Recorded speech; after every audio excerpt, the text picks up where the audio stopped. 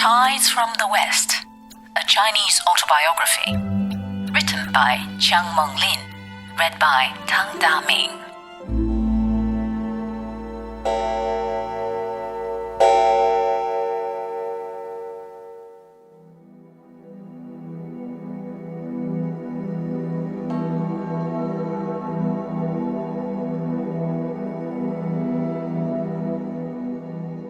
Chapter 26. War Clouds Deepening.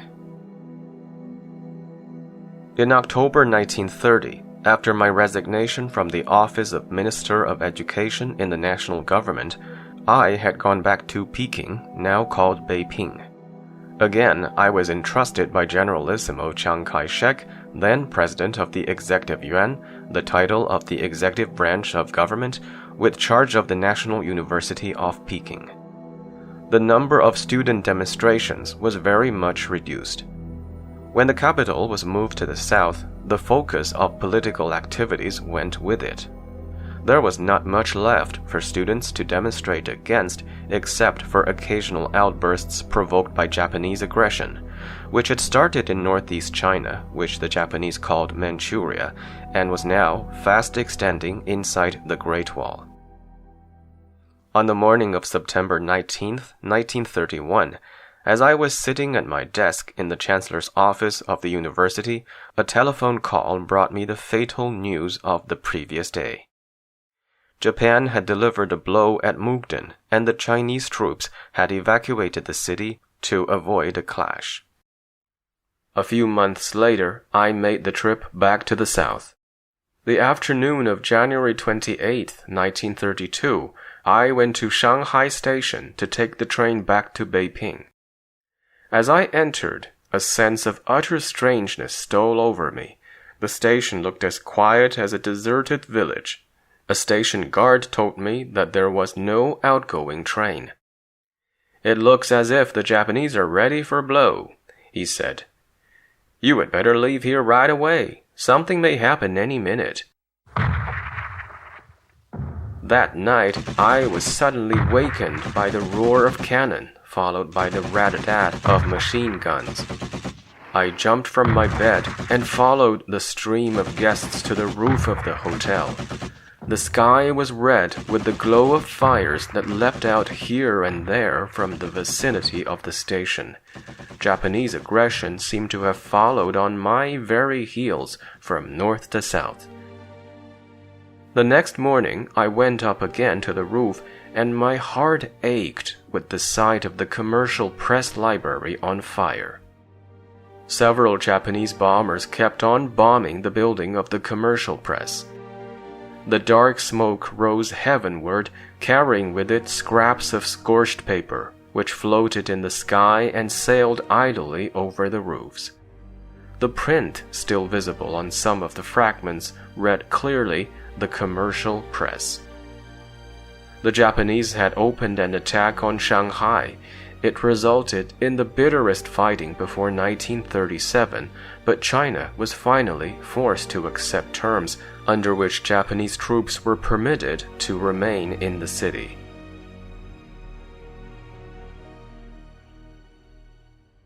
For 7 years, from 1930 to 1937, I was at the helm of the university, endeavoring to steer that ship of learning through the rough seas of Sino-Japanese conflict. With the aid of many friends, particularly Dr. Hu Shi, Mr. V.K. Ting, and Mr. Fu Sinian, the university sailed smoothly with only an occasional trimming of her canvas. The standard of science teaching and research was raised. A serious study was made of Chinese history and literature. The faculty had ample time for research, and the students were let to direct their attention to study. The whirlpool of revolutionary activity and student demonstration was gradually transformed into a center of learning. During all these years, there was only one demonstration worth recording. As the Japanese forces drove rapidly inside the Great Wall, the students in Nanjing and Shanghai clamored for war. Demonstrations on a large scale were frequent in the capital, and the students in Beiping wanted to join the movement. One day, a crowd of students tried to take a southbound train at the East Station. Being refused entrance to the train itself, the boys and girls lay on the track day and night to prevent it from leaving the station. At length, a few hundred were allowed to go and join their comrades in Nanjing. Seeing that war clouds hung thick over our heads, during the next years, we tried to gain time by sailing along the shadows of caution, not venturing on those high seas where we would be bound to clash full force with the Japanese tidal wave. But our caution was not timidity. When Japanese scholars, fifth columnists in disguise, came to pay respects to the center of culture, which really meant to them the center of the anti-Japanese movement, we talked frankly with them. One, I remember, spoke at length about cultural relations with our professors and was told that we did not see any cultural relations between the two countries, but only the military ambition of Japan. Give up your military ambition, and China and Japan will cooperate well. These men, geologists, economists, biologists, and other scholars came to us from time to time seeking the friendship of the university. They all complained about our anti-Japanese movement. We told them that anti-Japanese we were not, but anti-Japanese militarism we were. Their minds, however, were set on the strangulation of China. Nothing short of a complete surrender could change their course. Meanwhile, the Japanese Guangdong army stationed in Manchuria made rapid inroads inside the Great Wall. The Chinese army fought against the intruders along the wall, then in the northern part of Hebei province, and finally withdrew to Beiping and its vicinity. Wounded soldiers streamed in and all the hospitals were filled. A hospital was established, supported by faculty members. Wives and young co-eds acted as nurses. Here I came into close contact with the fighting forces and learned their psychology. In conversations at their bedsides, the soldiers showed no sign of weakness toward the Japanese. They attributed their defeat to the lack of modern weapons, especially guns, which permitted the enemy to break through the Chinese wall of human flesh. I wish to remind the reader that this undaunted spirit of the Chinese army built a wall of flesh and blood for the defense of their country against the steel and fire of the enemy. It enabled China to fight on and on for age-long suffering years, with millions of dead and wounded, without a murmur. China lost many battles, but was still winning the war. When the fighting was going on along the Great Wall, General He Yingqin, Minister of War, came to Beiping to direct the operations. He and I wanted to effect a truce in order to gain time. I went to call on Sir Miles Lampson, the British ambassador, to sound out his feelings as to acting as mediator. He said that Mr. Suma of the Japanese embassy had intimated to him that the Japanese too desired a truce. Cables were sent to London, and the reply permitted Sir Miles to act as mediator. Washington was informed through the good offices of Mr. Nelson Johnson, the American ambassador. But the plan fell through when the foreign minister, Luo Wengan, told the British embassy in Nanjing that no one was authorized to deal with a foreign country but himself. Then the Japanese forces broke through the defense lines along the Great Wall and swept down toward Beiping. The city was about to be evacuated. As I was laid up in the Peking Union Medical College after an appendix operation, I was not informed. But early in the morning, I heard Japanese planes droning over our heads and smelled something wrong. I got permission from the doctor in charge to leave the hospital and limped to the residence of General He Yingqin, who was surprised to see me still in the city and informed me that the Japanese were about to attack. I made plans to leave the next day. Next morning at dawn, my telephone rang. It was the general. "A truce has been arranged. You don't have to leave the city." At once, I telephoned Dr. Hu Shi. "Why? The Japanese planes are droning over our heads," he said. "I have just received a message from General He Yingqin to that effect," was all I could say. But the Tanggu Agreement had been signed for China at midnight by Huang Fu, by the terms of which the Japanese forces were to halt after occupying the northern part of Hebei. The Japanese, having occupied this area and established a puppet autonomous government there, urged the Chinese commander of the remaining Hebei forces to cooperate by establishing an autonomous government in Beiping. Rumors circulated widely in the city that the commander, General Song Zheyuan, would give in to the Japanese. In this momentary crisis, the university professors issued a statement that they were unconditionally opposed to the so-called autonomous movement in North China. The general, in point of fact, did not comply. One afternoon, a month or two later, a Japanese gendarme called on me in the university. "The Japanese garrison in the legation quarter invites you to go there and talk over some matters which they wish to understand and which need explanation," he announced. I promised to go in an hour, and he left. Before dark, I went alone to the Japanese barracks in the legation quarter after informing my family and some of my friends. As I entered the offices of General Kawabe, I heard the click of the key, which meant that the door was locked behind me. A Japanese colonel stood up and said, "Please be seated." I took the seat, and out of the tail of my eye saw a soldier standing by the door with a drawn revolver. "Our commanding general invites you to come here and wishes to know why you carry on an extensive propaganda against Japan." He offered me a cigarette as he spoke.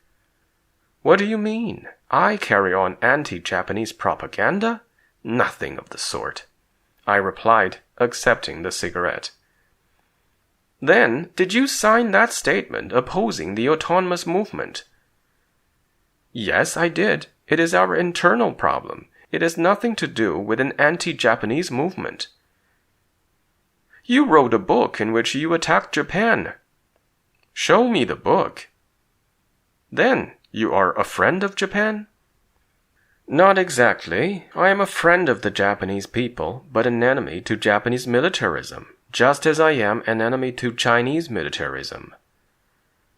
"Well, you know, there is some misunderstanding about it in the Guangdong army. Would you go there and have a talk with General Itagaki at Dalian?" The telephone rang and the colonel answered, then turned to me. "A special coach has been prepared for you. Would you go to Dalian tonight?" "No, I will not." "Don't be afraid. The Japanese gendarmes will go with you for your protection." "I am not afraid. If I had been, I would not have come here alone. If you want to use force, go ahead. I am in your hands. But I advise you not to. You will become a laughingstock when the world, including Tokyo, is informed that the Japanese army had abducted the chancellor of Peking University." His face changed color, and he looked as if I were now a problem to him. "Please don't be afraid," he said casually. "Afraid? No, no. Confucius has told me, as well as you, to remain calm in the face of danger. You believe in Bushido. Bushido would not harm a defenseless person." I puffed the cigarette calmly. The telephone rang again, and again he turned to me. "Well, Chancellor Jiang, the general wanted me to thank you for your visit. You may wish to go to Dalian some other time, whenever you like. Thank you. Goodbye." The key clicked again. The colonel helped me with my overcoat and accompanied me to my car and opened the car door. Darkness had already fallen. The following afternoon, General Song Zheyuan sent a major general to advise me to leave Peking lest he should be unable to protect me. I thanked his representative and said that I would remain on my own responsibility. I stayed on, but nothing happened to me. Occasionally, some Koreans came to the university and acted very queer. These incidents were reported to me, but I did not pay much attention to them. Then, the tactics of the Japanese changed. General Matsumoro was sent to Beiping as special agent of the Japanese army. He made friends with me and came to my house often. He denounced the Japanese general for grilling me at the legation barracks, and for about half a year we were very friendly. At the end of his term of office, he came in full military uniform to say goodbye. He told me that he was being sent to Hailar, on the border between Manchuria and Siberia, to command a cavalry division, and said that he was afraid the war clouds were deepening, and that a clash between China and Japan would be very unfortunate. If the war should come, he said, the Japanese army would go as far as Hankou. Yes, General, I agree with you. If our two countries should be so unfortunate as to come to an open clash, international complications might arise, and all the Japanese navy be sent to the bottom of the sea, and the island empire might be reduced to a few tiny dots on the map of the Pacific Ocean. He sighed and said, that may be, but Japan would still be an independent nation, while China will be destroyed by the Western powers. It may be so. Next time we meet, I hope we shall not embrace each other, weeping for what we have done so foolishly. No matter what happens in the future, General, let us remain friends. We parted with heavy hearts. General Imai succeeded him. He called on me, and I returned his call. We talked quite frankly along the same lines as I had talked with his predecessor. Once, two members of the Japanese House of Peers called. One had formerly been governor of Taiwan. After looking around to see whether anyone was within hearing, he inquired in a whisper who had been the person responsible for detaining me in the Japanese barracks. I told him it was Takahashi. He shook his head and said, "Ridiculous." The Japanese had found out by now that the university had no immediate desire to start an anti-Japanese movement, and they hoped to win it to the Japanese side by making friends with leading members of the faculty.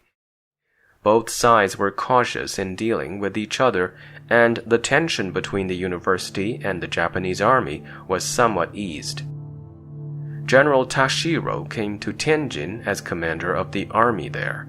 The Japanese had treaty rights with other powers to station troops in that city. The general came to Beiping and gave a banquet to leading Chinese and Japanese officials, military as well as civil.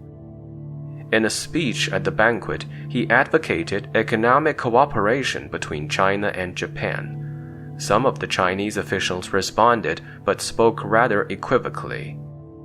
On the score of economic cooperation, I remained as silent as a sphinx, except for occasional jokes at the table.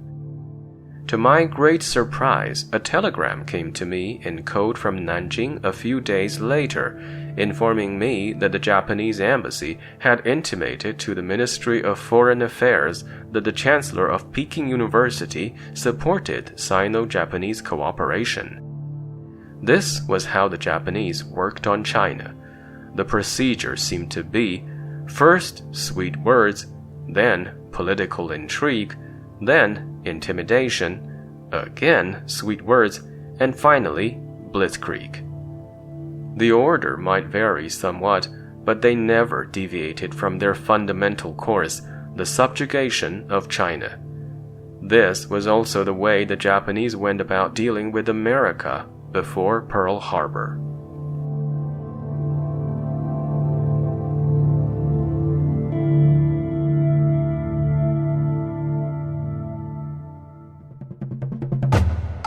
What you just heard is Tides from the West, a Chinese autobiography, written by Chiang Meng Lin, read by Tang Da-min, and published by the Foreign Language Teaching and Research Press. Some names and terminologies in this book have been updated per contemporary usages.